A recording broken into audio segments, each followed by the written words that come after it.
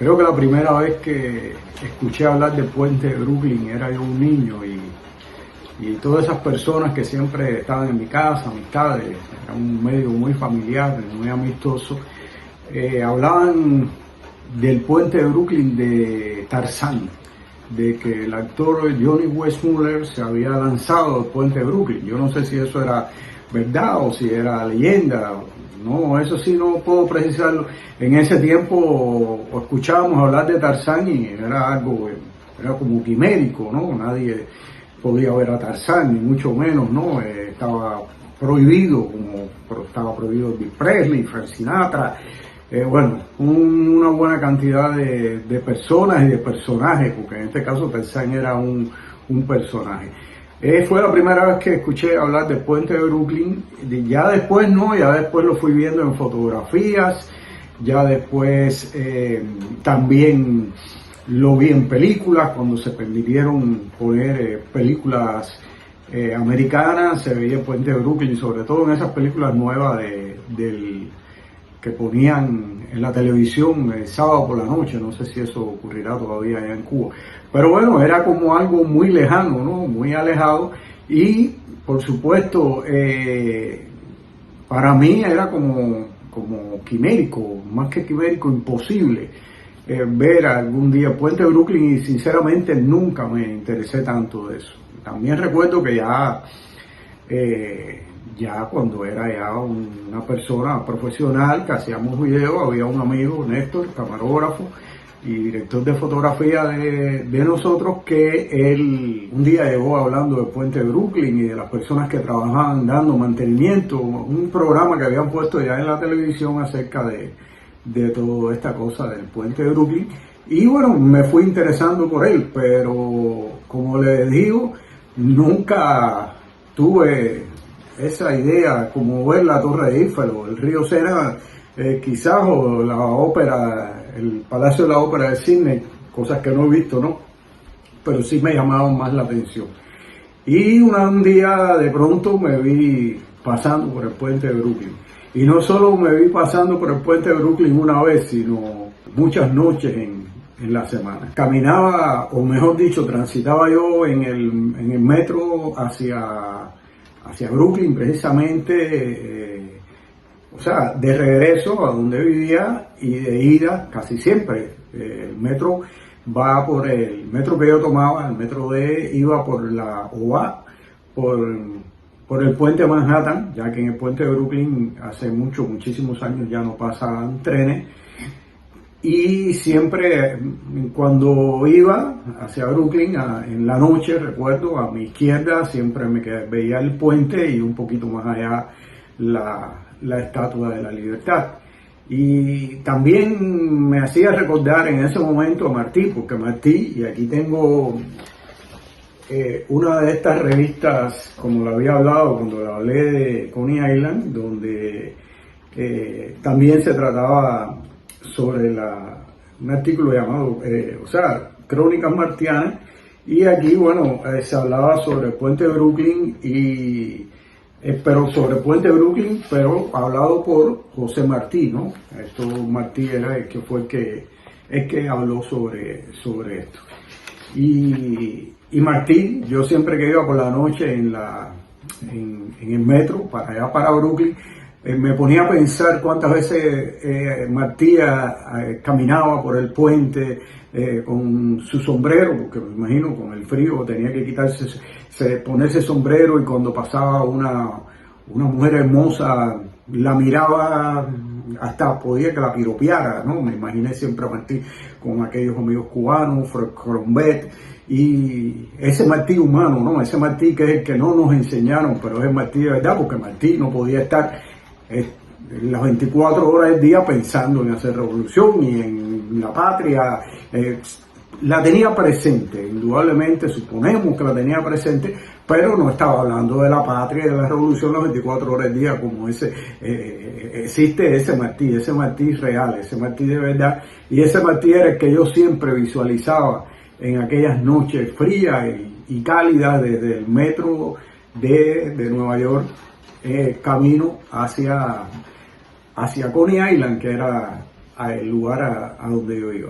Entonces también tuve un buen amigo, un gran amigo, ingeniero civil cubano, que añoraba que pudiéramos algún día ir al metro,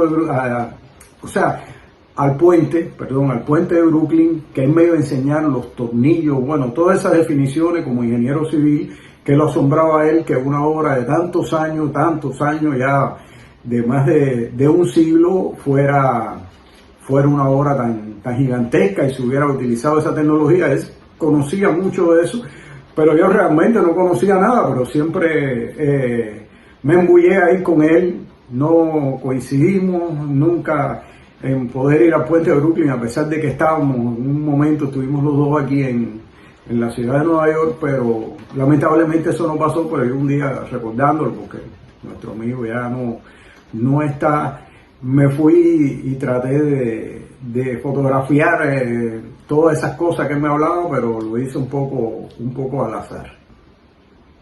Y para hablar un poquito de lo que es historia del puente de Brooklyn, bueno, vamos a decirle que el puente de Brooklyn es uno de los íconos más emblemáticos de Nueva York. Lógicamente, uno piensa en Nueva York, siempre piensa en el puente de Brooklyn, en el lugar donde estuvieron las Torres Gemelas, el Empire State y todos estos lugares. Pero bueno, el puente de Brooklyn es uno de los lugares más emblemáticos y quizás uno de los lugares más antiguos. Y esto es no solo por su importancia como gran obra de ingeniería, sino también el significado cultural e histórico que tiene esta obra de la ingeniería.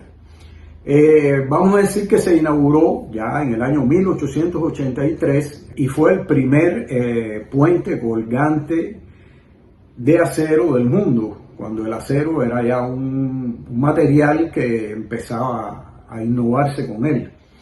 Y este puente no solo transforma la ciudad, sino que también se convierte en un símbolo de la innovación y el progreso americano en la era industrial. Bueno, como les decía, también tanta gente ha escrito, Martí escribió, y a mí me llamó mucho la atención. Uno de los primeros lugares que yo trabajé era un hotel, y las paredes del hotel, a la salida de los ascensores, siempre estaban ilustradas con frases acerca de Nueva York, y ahí siempre, todos los días observaba y puedo decir hasta me extasiaba viendo la frase de José Martí, escrito por cierto en español ahí, acerca del puente de Brooklyn. He buscado información y dice que Martí solía cruzar el puente utilizando estos paseos para reflexionar sobre la vida, la libertad y la justicia. El puente de Brooklyn, con su arquitectura imponente y su funcionalidad, capturó la imaginación de nuestro apóstol y se convirtió en una metáfora de su visión de un futuro en el que la humanidad pudiera trascender barreras físicas y sociales. Fue para Martí más que una fuente de inspiración y un símbolo de sus ideales más profundos. El puente de Brooklyn, ya para entrar un poquito en historia, fue diseñado por el ingeniero John Augustus Remling, quien consiguió, y esto fue una cosa, vamos a decir, muy revolucionaria, vamos a decir, unir Brooklyn, o sea, la ciudad de Brooklyn con Manhattan, que es una isla, como todos sabemos, y Manhattan eran como dos ciudades independientes. Bueno, en ese momento se integró y logró sobre todo un desarrollo aún más vertiginoso de Manhattan, porque antes había que cruzar con un ferry, era como se llegaba desde Brooklyn, y bueno, cuando hay heladas, el río, el East Side River, que se llama ese río que divide Manhattan de Brooklyn, se congelaba y a veces no se podía pasar por ahí. Este señor, arquitecto o ingeniero civil, murió en un accidente sobre las primeras fases de la construcción del puente. Fue una cosa muy difícil. Lo sustituye su hijo, Washington, y también se enferma. Habían cosas que eran bastante complicadas. Entonces él dirigió las obras compró una casa frente ahí al puente, y desde ahí mirando iba dando instrucciones verbalmente. No había telefonía ni internet por ese tiempo, y entonces juega un papel fundamental en la finalización del puente, que también utilizaba, como le había dicho, acero, que era un material muy innovador en la época y permite que el puente alcanzara una longitud de 1.834 metros, o sea, 5.989 pies, y una luz principal de 486, o sea, un ancho de 486.3 metros, que son 1.595.5 pies. La más larga del mundo en aquel momento. O sea, estoy diciendo que esto era una innovación total. Las torres góticas, esas torres a las que se refirió Martí, se elevan a 84 metros, o sea, 276.5 pies sobre el nivel del agua.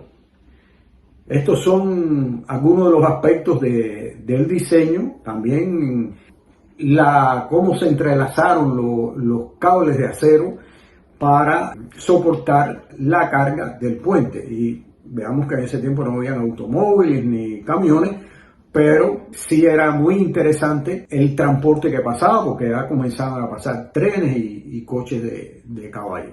En los tipos de transporte que se utilizaron en los primeros tiempos podemos hablar de, sobre todo, los peatones, ¿no? Bueno, yo también he cruzado muchas veces el puente de Brooklyn caminando. Es fantástico, ¿no? Que es una oportunidad que uno tiene de no tener que cruzar cuando está manejando. Bueno, los peatones, desde su inauguración, ha sido un paso vital para peatones. De hecho, en el día de su apertura, el 24 de mayo de 1883, unos 150.000 neoyorquinos cruzaron el puente a pie, que por ese privilegio le cobraron un centavo. También hubo coches de caballo, carruajes, que fue el medio de transporte más común que había en esa segunda mitad del siglo XIX. Los tranvías, a principio tirados por caballos y después ya de forma eléctrica. Después vino el ferrocarril elevado, también fue diseñado para un ferrocarril elevado, y dos vías de trenes comunicaban a Brooklyn con Manhattan, permitiendo un flujo rápido y eficiente de pasajeros y mercancías, que fue este tren un precursor de los sistemas de metro y trenes urbanos modernos. Cuando se planificó la construcción del puente de Brooklyn, los ingenieros, por mucho que se adelantaron, no podían concebir el gran crecimiento urbano que iba a tener Nueva York. Y ahí tuvo una gran visión su creador, ¿no? Tuvo una gran visión y lo creó con una tremenda resistencia y una capacidad que superaba ampliamente las necesidades del momento, y eso está en el escrito de José Martí. Y bueno, no habían automóviles, vamos a decirle que en ese tiempo no habían automóviles, pero ya a principios del siglo XX y ya a todo lo largo del siglo XX, el tráfico aumenta considerablemente y el puente comienza a experimentar un volumen mucho mayor del que originalmente se había previsto. Aunque fue lo suficientemente robusto para manejar el flujo creciente de automóviles, se realizaron cambios en su diseño y configuración a lo largo de los años para acomodar el tráfico.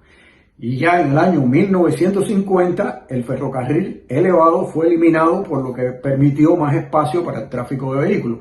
O sea, ya en el año 1950 se habían construido otros puentes, el puente, por ejemplo, el puente Manhattan, o sea, otros puentes que se comunicaban no solamente ya con Manhattan, con Brooklyn, sino también con New Jersey o con Queens. Como le he dicho, muchas veces he tenido que transitar de ida y regreso, o de ida y regresar por otro de los puentes cercanos que está muy cerca a el puente de Brooklyn, ¿no? Y sobre todo me ha tocado mucho en en esta labor de cuando viene una amistad, llevarla al puente de Brooklyn, y entonces tengo infinidad de fotografías desde diferentes ángulos de esta hermosa experiencia que es atravesar el puente de Brooklyn. Si alguien viene por aquí, bueno, siempre a las amistades sabe que es un lugar casi obligado. El puente de Brooklyn siempre les estará esperando. Así que bueno, les deseo muchos éxitos, que algún día conozcan el puente de Brooklyn, quien desee conocerlo, y un gran abrazo.